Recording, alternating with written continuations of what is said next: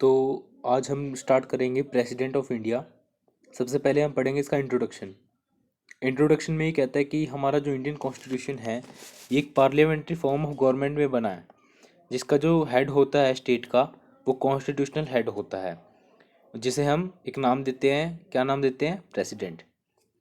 लेकिन साथ के साथ ये कहता है कि जो रियल पावर्स हैं वो काउंसिल ऑफ मिनिस्टर्स में होती हैं। प्राइम मिनिस्टर जो होता है वो हेड होता है किसका? काउंसिल ऑफ मिनिस्टर्स का। और ये जो प्रेसिडेंट होता है ये कोई भी काम काउंसिल ऑफ मिनिस्टर की सहमति के बिना नहीं कर सकता।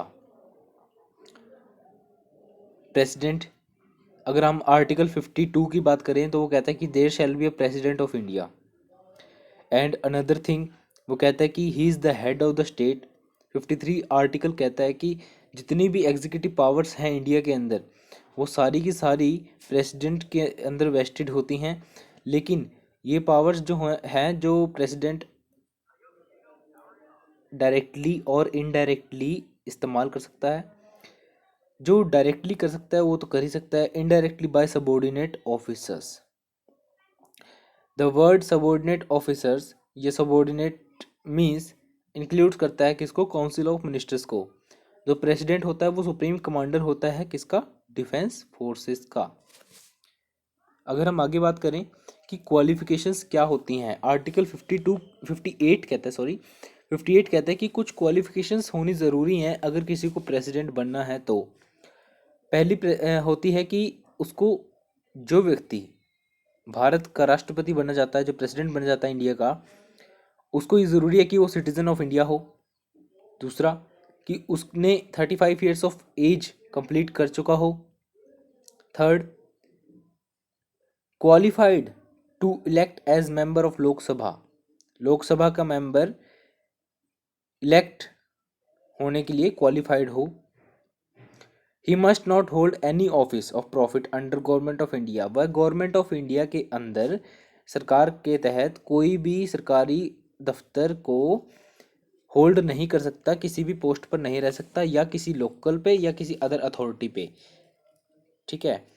और अगर वो ऐसा करता है तो उसको, जब वो प्रेसिडेंट की टर्म्स ऑफ ऑफिस में एंटर करता है तो उसको वहाँ पे रिजाइन देना पड़ेगा। The terms of office of president, कि ये जो प्रेसिडेंट हम चुन रहे हैं, बना रहे हैं, ये कितने साल तक रहेगा?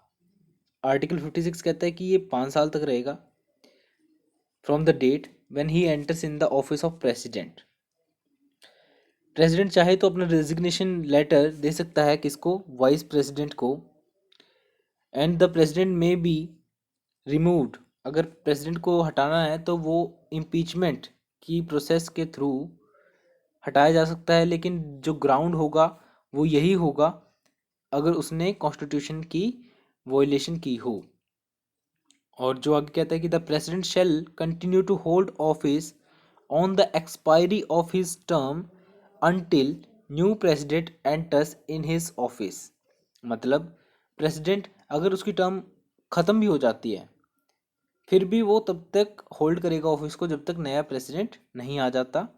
The resignation may be communicated to the speaker of Lok Sabha by the vice president, अगर कोई प्रेसिडेंट अपना रेजिग्नेशन लेटर देता है किसको? वाइस प्रेसिडेंट को, तो वाइस प्रेसिडेंट को ये है कि वो लोकसभा के स्पीकर को एज सून एज पॉसिबल वो बताए, कम्युनिकेट करे।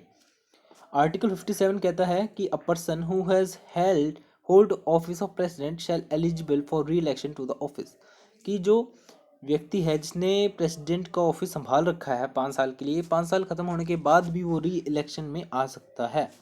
ओके।